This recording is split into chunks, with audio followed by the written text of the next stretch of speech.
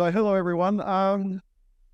Danny and I are here to talk to you today about the possibility that you can, using pure Python open source, that you can automate all your business processes for all your companies. Just before we start, how many people here have heard of Odoo before? Quite a few of you, actually. Normally people give you a blank stare. So just during today, we're just going to, first of all, just give a background, a bit of context about us, about Odoo, how it sits with everything. Talk about automation, what it is and why it's important, and some of the theories that we've developed over the years in order to classify how we do and what we do. Danny will cover off the way Odoo is constructed, its system architecture, modularity, and then we'll just talk around some of the tools that are within the software that enable automation. Then we'll just jump into a demo. If you have any questions during this, there'll be plenty of time for questions at the end. Again, if you want to ask something during it, just shout it out. I've been doing this for a very, very long time. There's probably not too much I can't answer for you guys. And equally, during the demo, we've tried to pick something simple that just sort of kind of demonstrates things. But again, if there's anything specific you want to see, we can try and make that work. Is this working? So first of all, is it about Danny and myself? So I put up there that I'm the IS guy and Danny's the CS guy. And so my background is primarily line of business. I'll try out. Professional sales and marketing, finance, those kinds of things. I'm chartered accountant by trade. Really got into Python sort of 2010, 2011 was the first PyCon I went to where I met Danny. And that was really a result. Is this working? No. I'm not sure if Danny's going to introduce himself. I will. I might have to. Just give me this. Yeah, is it working? Well, this works fine just for a minute because then Graeme will take over for the next few slides and then we'll do that. Hi, I'm Danny. You might know me from Kiwi PyCon 2009 or any of the other Kiwi PyCons, really. Met Graeme in 2010 there. He was already into Odoo. I had no idea what that was, and today we work together. We work in his company. I've been doing Python since 1999, and I always like to help out here with the community in New Zealand, pretty much. Yeah, that's me. Brilliant. Thanks, Danny. Let's plug this back in. Just want to flick to the next slide. Faces are petty. All right. So we work for an organization called Roofing Industries. I've worked in and out of the roofing business for just about all of my life. So you guys probably going to learn a bit about roofing today as well. Okay. Roofing Industries as a business. It's one office in Auckland. We manufacture roofing, so we don't put it on roofs or anything. We're looking at big factories that spit it out. I've worked in this business for so long. It's a family business. We will walk around like this if we go anywhere, looking at the roofs. It's an owner-operator model, so we've grown really since those early start to be, we cover 30 locations today, and then obviously this is working. We run an owner-operator model that's quite important to it when we start to talk about automation of business process, because all of a sudden you've got disparate legal entities having to deal with each other in different ways as well. And obviously you need to share processes, share manufacturing, share a whole bunch of different processes across different businesses, and different businesses got different skill sets, different capabilities, those kinds of things. So quite challenging. And that's kind of how we arrived at Odoo. And we'll talk a little bit more in depth about why that, but we'll just talk about what Odoo is for now. So Odoo is essentially, it's an integrated business management system that covers all major. You can install a manufacturing module, a salary module, sales module, purchase module, op module, HR module, recruitment module, website, anything you want. There's even a module there called lunch. I actually presented the lunch module, just lunch at PyCon in 2012, and we always joke about that particular module, but in Europe, apparently it's quite common that everybody logs in, maintains this kitty, and they order their lunch, and that gets delivered to their sites. That's why there's a lunch module within Odoo. The business model for Odoo, it's open core. So there is a community version, there's an enterprise version. Currently today, we run on the enterprise version, primarily for support and upgrade. We do run purely on the open source version right up until 2018. It truly is open core in that the enterprise version is just extra modules that apply to one. There's no differences between the code base. So 85% of everything is open source, and then some additions that go to enterprise. The technology stack is pretty standard. There's Python, JavaScript, Postgres, XML, lots of XML, I must say. And it's very, very modular. So Danny will talk through some of that, whereby you can just choose the bits that you need for your business, right? So, if you need to do, some weird thing like, you're a vehicle with something and you need to track and drive to where's on modules to do that. The open source side, there is a community association that sits behind it, called the Odoo Community Association, which has really got all sort of the best developers from around the world. They all collaborate, and just purely open source collaborators, people like you and I. There's over 1,500 modules in there, so there's lots and lots of, I guess, open source activity in there. So just before we get into it, well, one of the things that became obvious when Danny and I were preparing for this was, what is automation? And I suppose over the years, my views on this have changed, and you kind of develop a different framework. So you kind of talk about, this is systemic automation versus, generic versus specific to the organization, to take some finance terms, and apply it to IT. So the view that I would take is just pretty wide. It's anywhere where a computer is looking at some information, falls into action on that information is changing. Right? So anyone had a couple of event modeling or events background will just sort of understand that definition. It reduces human involvement in the process. And so you kind of get to this thing, well, everything's automation, nothing is automation when you think about it, right? And it is not until you have to stop and think about the journey that you've gone on in terms of your business processes, exactly how much you already just automate by default. And by the way, while we're talking today about how you customize things, or does really meet your process goals and organizational goals, there is a whole bunch of this already built in by the default into the software, and it was some of that at the end. Mm-hmm. And I suppose this is a little bit about what I mean. So prior to 2010, recruitment industries was slowly expanding. We'd gone from Auckland to Hamilton, Telford, to Palm to the north, and we just opened up a Christchurch office. Honorary always a good idea. And so we were running multiple copies of MYOB. The client's processes that you had, you enter a sale order, then you type it out again into the purchase order, then you print it out, you put it all in the fax machine. The fax it to the branch that was going to manufacture the order. They'd take it off the fax machine. They would then enter it on their system. And then any purchase they had made, they would then type out again. I was really responsible then for maintaining that implementation. And, 5 different sets of part codes, 5 different sets of users, 5 different sets of customers and everything. And we had some requirements as part of our growth that we just couldn't give up. To give you some idea,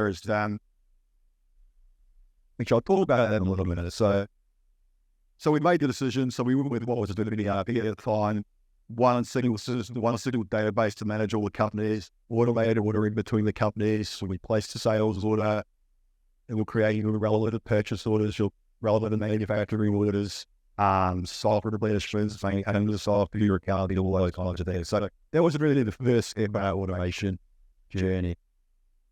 Then we sort of looked at some more about business operations, and we kind of went, well, there's a whole bunch of stuff that one branch has to do that the other branch has to repeat. And so we started to sort that out. And then we started to implement EDI just as well for some of our larger customers that, your typical EDI VATs, those kinds of EDI systems that are required to be able to communicate externally. So one of the big things I'd say right throughout this journey and what we've learned over the time, and particularly today in automation, is that your business systems need to be able to talk to external systems, right? There's none of this, we keep that internal and we just do that now, we send out invoice. Everybody wants to integrate electronically. And that's a big part of my role. 2013, invoices by dispatch sounds pretty boring. It isn't really changed our business. So these days, if you work at a normal business, you've probably got somebody that's responsible for raising invoices, doing those sorts of things. 85% of our invoices go out today without a human ever looking at them. There are some special things around some privacy things, but we basically say if we've shipped it, it's gone, and invoice it. Again, sounds simple, not so simple to do when you've got to consider quite cases. Printing, that is quite a treat to me, but one I'm called about it. Flashing domain specific language. I'll actually demonstrate this at the end, but it really, anybody here know anything about roofing? Awesome. Tell me, what's a flash? So a flashing is just a folded piece of metal, right? And so when we talk about flashings, whenever we used to get an order, we'd get a picture, right? Sometimes that picture would come through via fax. Sometimes it would come in via a photo from someone's phone who's drawn it on site. Sometimes a customer will literally walk in with a piece of wood with it drawn in pencil on the thing, right? And so we have to translate that into something that we can price and manufacture. And prior to putting into this domain-specific language is that everything that we did was all done by hand. People with calculators, adding them up, and doing. Battery reconciliation, yeah, sounds simple. That saved us 5 days a month to automate a lot of the process into that. Creditors EDI, same thing. So now these days, probably roughly 80% of our creditor invoices will come in via email. They'll either be PDF PARs or there'll be some other electronic format, read, matched up to a purchase order, pricing check, if it's an exception, raise an exception, to find them all correct. Data to prove it, put their order number on for payment, and nobody else considered here. Quite a good invoice, show you a little bit of that processes later. And then as we've gone through, we start to get more and more specific. So things around document automation, employee expenses. Danny's just done a whole bunch of work on automating payment reconciliation and reconciliation of customer receipts as well. Sorry, payment orders and reconciliation of customer receipts. And then as we look forward, again, it just doesn't stop. NBIE is heavily pushing things like all the moment the invoice just standard in those sense. I think the important thing on this journey is that none of this stuff hang out of developers' heads, right? There's a little line of business requirements or regulatory requirements oftentimes as well, whereby you're just looking at what do we need to do and why do we need to do it, and what are the opportunities if we do this to get rid of other steps of the processes that don't necessarily add value in customers' eyes. So why is automation important? So I talked before about when we moved from 5 copies of MYB to OpenERP. So we've grown about 700% since that day. It wasn't painless, in actual fact. My wife is probably the last day I worked an 8-hour day.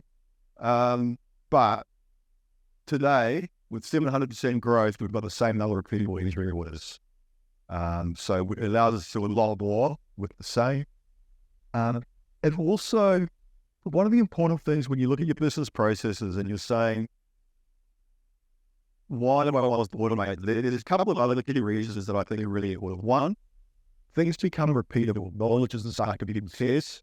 You don't need to have, I suppose, say a caliber employee or the guy that's been there for 25 years who just knows everything to do that, right? Things become easily repeatable.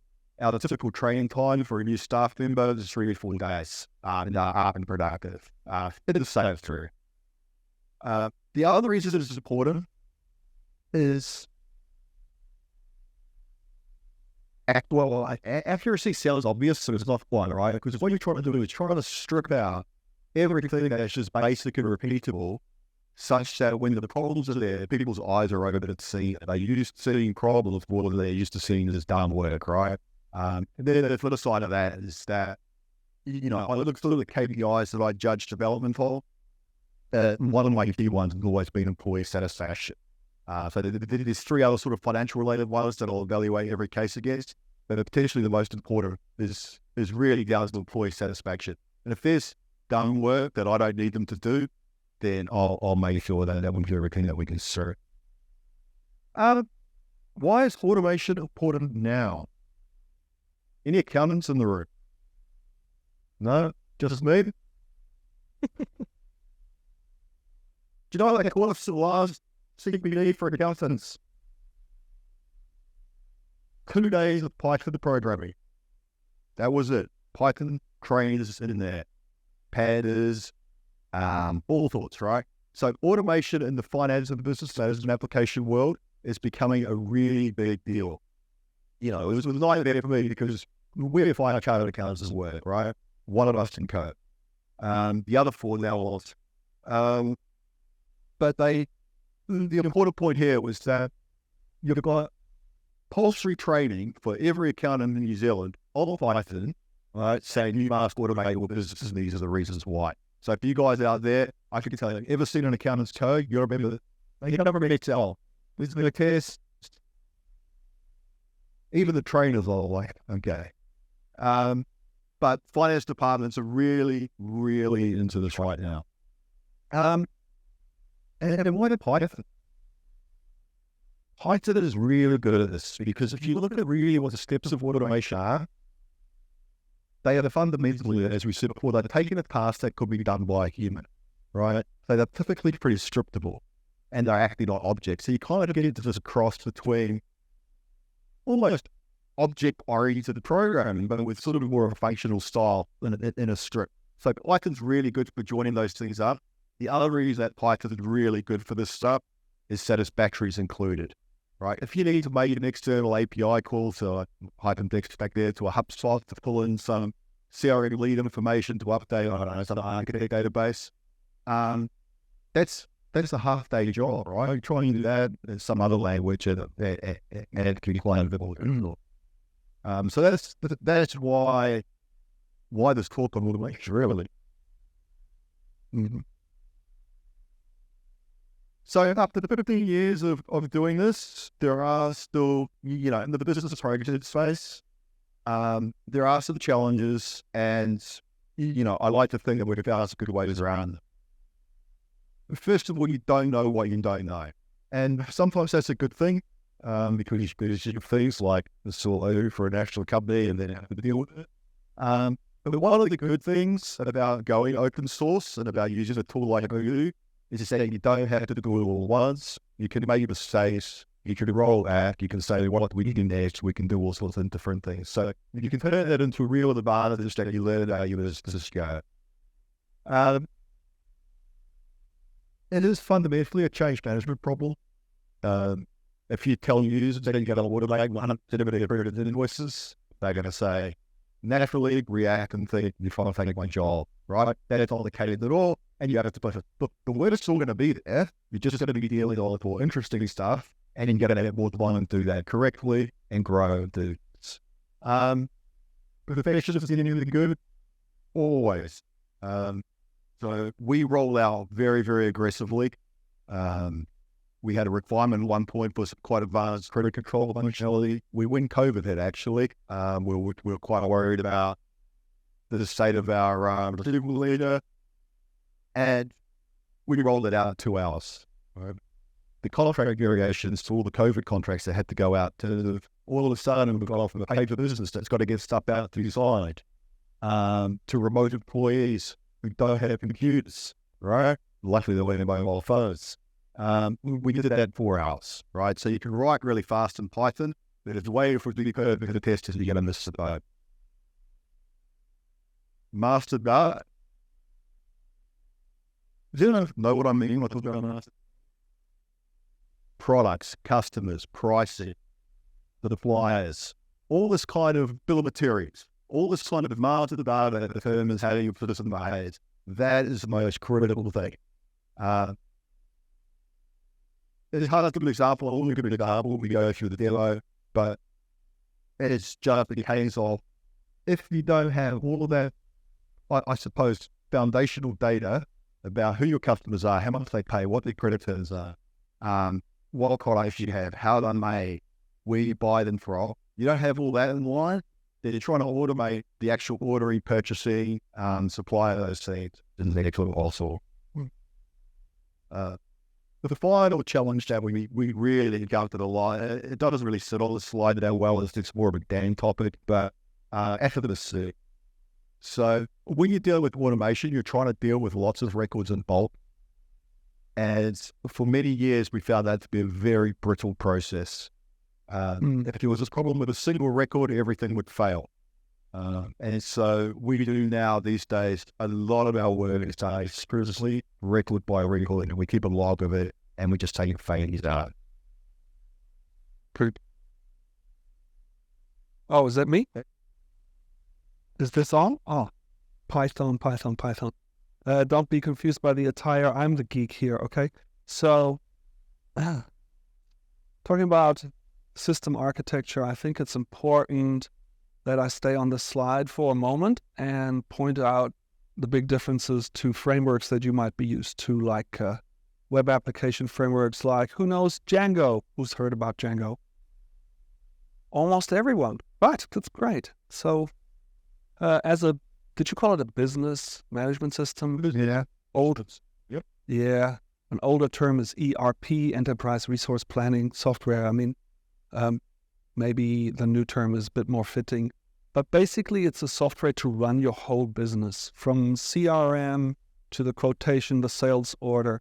Then someone manufactures it and puts it in the inventory.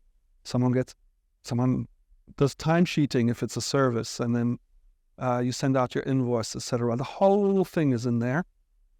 And as such, your existing business, it's not going to be customized to you. So either you adjust your business to the software, which you usually should do if you have years of awkward workarounds that you call your own way. Very often you're not that special, and the best practice would apply to you too. But there will be a need for customization. And if you look at, let's say, if we look at accounting, if you look at Xero, if there's a feature missing, can I do something about the echo? No? If there's a feature missing in Xero, or you want to add one more field that they don't have, you create a support ticket and cross your fingers. And if other people want that too, maybe one day, who knows? But otherwise, no. And so we're talking about open source here. So you're downloading, which, by the way, works out of the box. While I'm talking, you could, with one command, download a Docker image of Odoo and run it. And you have a fully functional ERP system where you just enter your company, your customers, and you start creating invoices, for example. So while one size never fits all, no matter which shop you go to, what software you're going to use, SAP makes a lot of money on consulting and customization. This is open source, so you can do this yourself. And I guess what I'm going to talk about is how you would do that. If you look at Django, you have a web application framework that basically gives you a skeleton and mechanisms like classes that you can inherit, and you provide an implementation, or a naming convention for your directories where you create templates so that they get picked up for rendering views. It doesn't come with much of its own.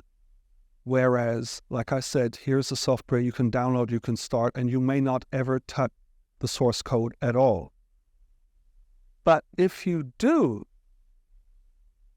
this source code is over 3 million lines of code, just Odoo itself with its add-ons. I'll get into what an add-on is in a second. You don't want to fork that. You don't want to copy and paste lots of work on them. You want pinpointed changes. Now, similar to Django where you have installed apps, so you put apps, Odoo calls it add-ons, Django calls it apps. They're all modules, right? They're Python modules. You put it on your hard disk, there it sits, but whether it's actually going to be imported and used or not is part of your configuration. If you have an add-on, it can introduce a new model, right, to the database. So you define your database model in code, and then I think in Django it's some migration that will then change the database according to your code. What you can't do in something like Django is you can not have an add-on which says, I depend on this other add-on, and when it's installed, I want to add one more field to that model, because otherwise that software is really cool that I downloaded someone else's app. I just need one little change. And very often you'll see people having to fork because that's just not possible. I mean, sure, it's Python, so everything's possible, but what would it be? It would be monkey patching. You import the original, you manipulate it, and then you reassign the new one to it at runtime. Now in Odoo, this is a built-in mechanism, and this is exactly how it works. So the entire base is very, very, very small core, and it has some base add-ons that bring in your master data, so to speak, partners, companies, and then it comes with a whole host of add-ons depending on what you want to use this software for. So there would be invoices, sales orders, and all that. And they're all brought in with add-ons. And if you wanted to make an adjustment to the software, there's usually two things you want to do. Either you want to add new functionality, or you want to change existing functionality. Sometimes you also want to remove functionality, but it's highly modular. Just don't install that if you don't need it, right? So I will get to actual code, but I wanted to say that there will be dependencies between modules, and you can only manipulate something that is known. So it needs to be loaded in a certain order. And then when an object like an invoice needs to do something, the add-ons that manipulated that base object need to be all in a certain order so that each one can override the other in the right order. So sometimes you want to inject new fields. Sometimes you want to override a method. And then, of course, if you, let's say, inject a new field in the database, you want that new field to appear in a certain place on the form and in the interface. So how do you inject a field into the XML, right, that defines these forms? There's going to be a magical class attribute introduced for that called _inherit. And I'll get to that when we look at the code. But because it's not classical Python, you'll have a problem with auto-completion, and you'll have a problem with that whole, what was that with inheritance and dependencies? I think it's best if we look at that in actual code. Okay, I hope you can you read this? Maybe the yellow part. Here's a very, very simple example where the naming convention for base models. So this is Odoo add-ons base. Everything is an add-on, even if it's in the base. That's a base add-on. It comes with models, and res is resource. Partner. A partner can be a company, a person, anyone. It comes with some fields. It is a model. And it has a whole lot of fields, but it's got this, despite this software is living in 2023, but I'm living in a few years ago, and I still use fax machines. So I need a fax field on every partner. What's their fax number? They don't have that anymore, but I need it, right? Maybe in Japan, for example, where fax machines are still in active use. So I want to add a fax number field to a partner. But I don't want to copy anything else. I don't want to touch anything else. And this is how this works. Each model will have an internal name, _name. There it is. That is unique. across the installation. Now, if I wanted to inject a new field, I create a new add-on, very, very thin. It's just a directory, in this case, partner facts. And I create a model, which just imports the ORM fields and models. And I say, yeah, I've got a model. It inherits this model. And here I've got a field. And what that will do is when that module is installed, that add-on is installed, partner facts, when Odoo starts up, it will construct the actual partner by putting the fields from the base and the added fields together into one, and then compare it with the database, and then it will see, hey, I don't have a partner facts, a facts field, and it will actually create that. So on startup. All right, that is my main point here, is to show that if I want one field added, that's all I write in code. So there's 3 lines of code. Manipulating an existing add-on, in this case a base, but this can be cascaded, of course. So I could insert a field to a model that already extended another one if I need to depend on that. Let's have a look at the corresponding view, because you'll say, yeah, you just defined a facts field, but where is it? Where does it go? I want it between these 2 fields on the form. Well, all the forms in the interface are defined with XML. And I took out the relevant part at the top. That is from Odoo as it's shipped. And again, you don't really have to look at every single thing that it comes with. It's a big file. You want to insert that field. So again, you create a new XML file and you say, I inherit from this form, which is identified through its module, right? Base dot, and then the ID from the top. And I want to insert a new field after the field called function, and I call that facts. So function is a field name, an existing field name, but this could also be a full XPath expression where you say, I want on the second tab, after the last field, I want this one, right? And you can insert it anywhere. Okay, so that's the UI side of things. And you can only insert into something that already exists. And so that's why you define the dependency in your module. The module always comes with one file called manifest that just, what is it? What version is it for? What it depends on. So in this case, when this gets installed, Odoo makes sure that base setup is also installed, which it always is. And that's how the chain of dependencies is constructed. And the order in which things are loaded is constructed, and the order in which calls will be looked up will be constructed. Because this looks all very trivial, here's the example I wanted to talk a little bit more about. A method on an object. So an account move is another word for an invoice or journal entry. It's the internal code name, account move. Some of these names, I mean, this started in Belgium with French comments in the code.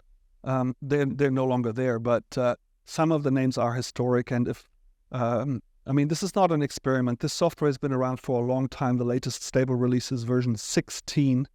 And they're on a fixed release cycle. There's a new stable release every year. So this is time-honored. This has been around, but also sometimes it has some remnants in its naming. It's just not worth renaming everything everywhere with an ecosystem of tens of thousands of add-ons around the world.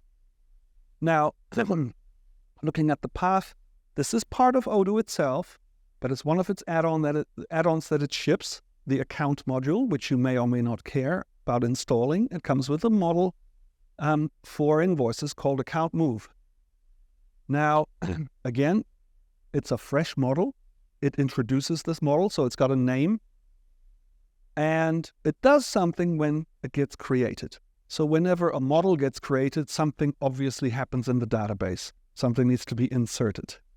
But when an invoice gets created, other things may happen too. For example, a customer gets informed that that invoice is for them and it gets emailed out. Or at least there is an audit trail of what's been happening. This has been now created. So this built-in module already inherits not one, a whole list of mix-ins. These mix-ins provide features. So for example, mail.thread will make sure that you have an audit trail and you can comment on that thing, right? On the invoice. See, Graeme knows the code base better than me on some of the functionality. There's a lot of code, 3 million lines of code, and the cool thing is you only ever look at things that you care about. And at some stage he had to care about mail.thread and I never had to. So obviously a powerful API that provides decorators to do things for lots of things at a time, so you can create 1,000 invoices at a time and just instead of one. So the create method of account move, is called when an invoice is created, and it'll do certain things. Now I want to do something, right? I want to automate. So whenever an invoice is created, after it's created, I want to do something. I want to notify someone, or I want to parse an attachment, whatever it is. So what I do here is I create a new module. Again, an add-on. These add-ons can be very pinpointed changes. And then if you don't need it anymore, you just don't install it anymore. You uninstall it. And I say, okay, I inherit from, again, it's exactly the same as when we injected a field, but this time we're overriding a method.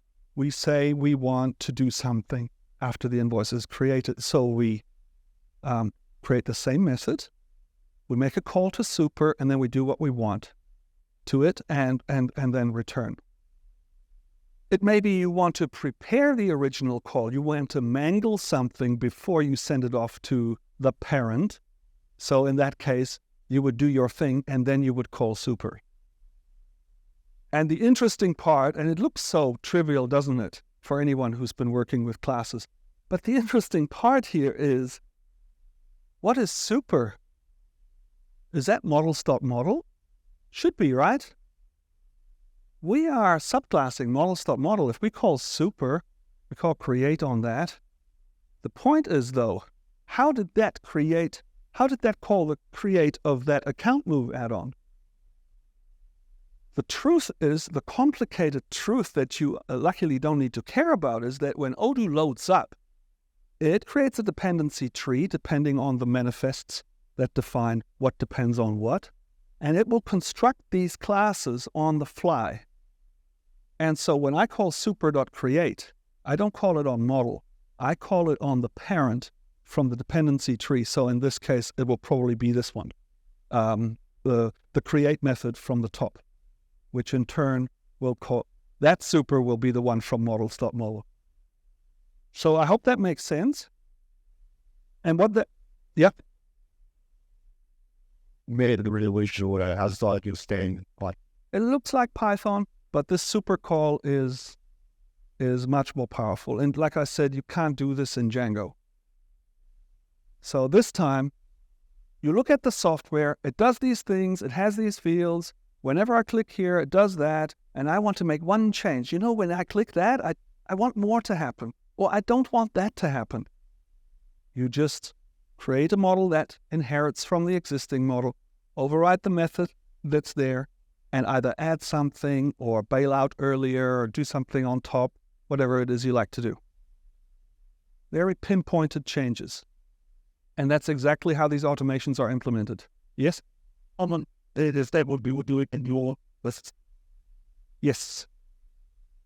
Or applying stuff like that into series how well. It's going to be later, right? Yeah, it's going No, that was like to run very short time, but so yeah. I would say out of the box you get about 80%. Yeah, so it's systemic, right? You get about 80% of what you need out of the box. You end up using, in our case, we use the Odoo Community Association. I'm massively involved in it. Probably about 10% of our code base comes out of publicly available module, right? Yes. So probably about 20,000 lines of code, roughly, in rough terms, is what we take from the Odoo Community Association. Then in terms of sort of private and public, a lot of our development's done in public, probably another 20,000 lines. So realistically, you're kind of at 80-10-10 split, right? But that's for our business, quite a complex business, lots of different things going on, lots of quite complicated things around pricing. Other businesses might be, zero, right? I doubt it will be zero because there's some things that I'd insist on. I'd like to add to that obviously you always want to minimize the maintenance. You don't want to own everything, all the code that you write. So if someone else has a similar itch, you might share the scratch. So that's why these open source repos on the OCA are so important. And they're very fine-grained. You may or may not need this. But if you do something, always think about maybe someone else needs this as well. And don't hard code your company into it or something like that. Make it a bit more reusable. There's some coding standards as well. It needs to pass, and then it goes out for others. And then someone might take over. I just said version 16. There's a new version every year. The add-ons need to be maintained, right? And so maybe someone else is just as interested in maintaining that add-on to a new version as you are. Yeah. So just to finish up, quickly cover off, how we automate it.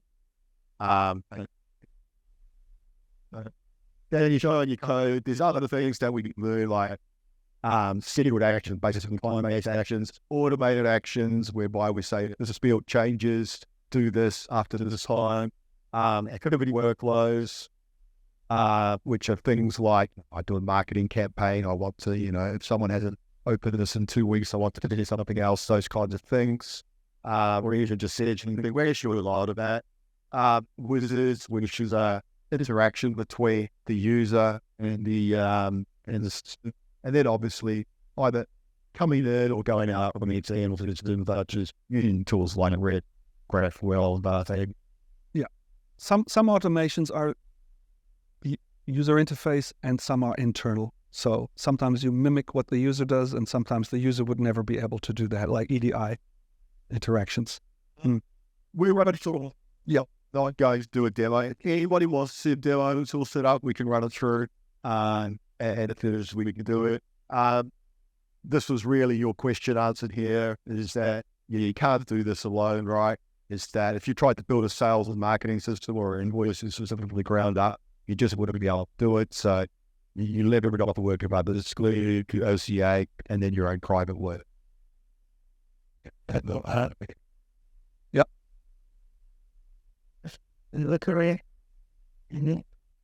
Well, I'm the vice president. My wife runs it, so I hope we're active. I'm kind of fine that within the community association, no. But doing Odoo, yes, there are integrators that are trying to do this the hard way, if I'm being honest.